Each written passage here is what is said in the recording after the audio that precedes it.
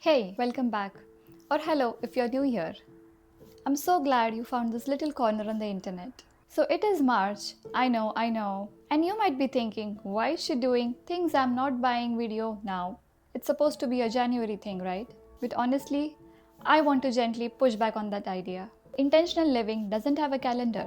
You don't need a new year, a Monday, or a fresh start to decide you want to start doing things differently. Any day you make a conscious choice, that's the right day. So whether you're watching this video in January, March, October, this video is for you. It's for anyone who is craving for a little more simplicity, a little more space, or a little more intention in their everyday life. Today, I am sharing 10 things I am not buying in 2026. Some are physical items, some are choices, patterns I am choosing to step away from. All of them have made my life feel a little lighter, little calmer, and a little like mine. So let's get into it.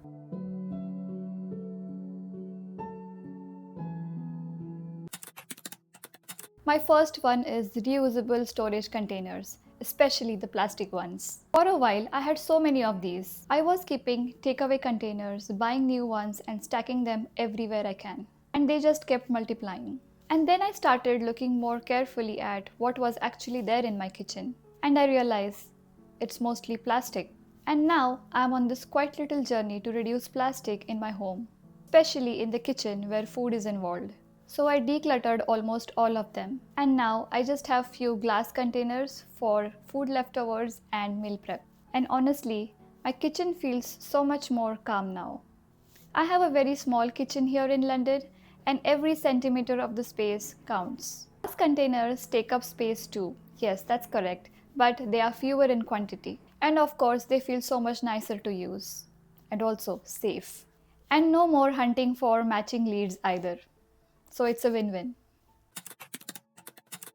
Okay, mugs. Who else is a mug person? Because they are everywhere. Every shop, every market, every gift store. And honestly, they look adorable. Here's the truth. We are two people in this home. And we have 4 mugs and 2 spares for the guests. That's it. That's all we need, isn't it? I have made peace with that. Because the moment I start collecting mugs just because they look cute, they will stop being mugs and become a display. They take up shelf space, they gather dust. Suddenly you have 20 mugs and you just use the same 2 mugs every day. So no more mugs in 2026 for me. The ones I have are the ones I love.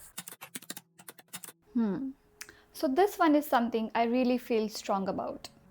I'm done buying uncomfortable clothing, full stop.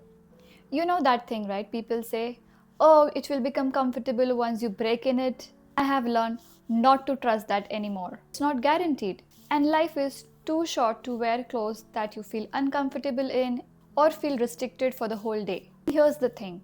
Comfort for me has nothing to do with the price. Just because something is expensive or from a well-known brand does not make it comfortable. And in the same way, just because something is on a bargain doesn't mean it is something to go in my wardrobe. I remember my husband was looking at a jacket which was really expensive from a premium brand for me, and I ended up choosing the jacket from the less expensive brand simply because when I put it on, I was comfortable and it just felt right. Fit was good, the texture was soft, and I knew I will actually wear it. And that's my checklist now. Is it comfortable? Does it suit my style? Do I like the texture and the color? If the answer for any of those is uncertain, I leave it. We live in a semi-furnished one-bedroom apartment here in London. And honestly, over the last 2 years, I feel we have genuinely found home here. We have everything we need. So in 2026, I am not buying any furniture pieces. None. Actually, it's the opposite. I am planning to declutter a few things now. I love empty spaces. I love walking into the room and then having room to breathe. I don't want every corner filled. That feels heavy for me. And there is another practical reason for it, especially for anyone living in London. Moving costs here are significant. The more stuff you have, the more cost you bear to move it. So I want to be thoughtful about what comes into this space. Less furniture, more freedom. This has been such a good decision. We are no more adding any new subscription. Right now we have Netflix and Amazon Prime. And honestly, we haven't even watched everything on those two now. There is so much content already. Why do I even add more? And there is also something I've been thinking about a lot: screen time. We are actively trying to reduce our screen time, and adding more subscriptions to it would be opposite to that intention. And the cost adds up so quickly. A couple of subscriptions here, a couple there, and suddenly you realize you're spending so much every month on things you barely use. I also want to be honest. I feel like there were very few shows these days I feel were genuinely worth my time. A lot of content feels predictable, and then I end up watching something because it is a habit and not because it is enriching. You understand that situation, right? We all have been there. So now, before I commit to any screen time, I ask myself, how many hours I'm actually going to watch? Is that a good use of my evening? And you can ask yourself same questions too.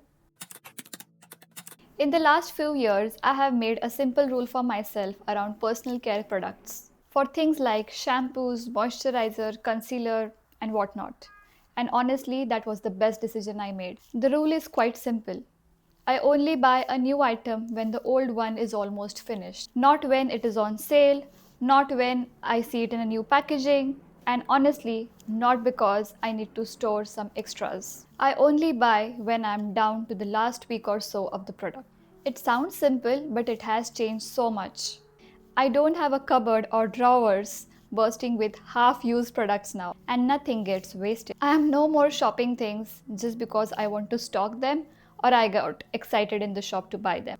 It saves space, it saves money, and it also means when I buy something, it's a conscious choice and not an impulse. Now this one took me a while, but I am no more buying things just because they look cute.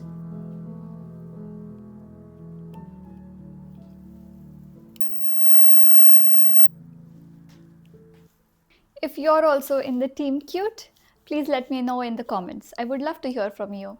Stationery, stickers, notebooks, cups, any damn pretty cute thing. These things are everywhere, and honestly, they are designed to be irresistible. But here's the thing I've noticed about myself.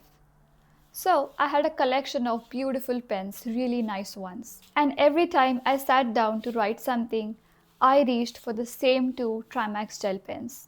They are smooth, comfortable, and exactly the way I like it to write. And others just sat there, taking up space and looking cute. So now I ask myself, will I actually use this? Or do I like it just because the way it looks? Because liking something the way it looks is not an enough reason to bring it home. I want everything I own to have a purpose, to be used, loved, and useful. I don't drink aerated drinks. No sodas, no packaged juices, no mocktails, no cocktail mixers, none of that. I stopped buying them a while ago and genuinely I don't miss them. I do keep couple of things in the fridge for some guests or if my husband needs something, but that is the extent of it. For me personally, I just don't enjoy the taste. And beyond taste, these drinks are full of sugars, preservatives that I would rather not be putting in my body regularly. But what I do love is a homemade hot chocolate or a cold coffee. Fresh, homemade, and no list of ingredients I can't pronounce. And also because my husband makes it for me. So a few years ago, I bought a cookbook. Very aspirational, very pretty. And guess what?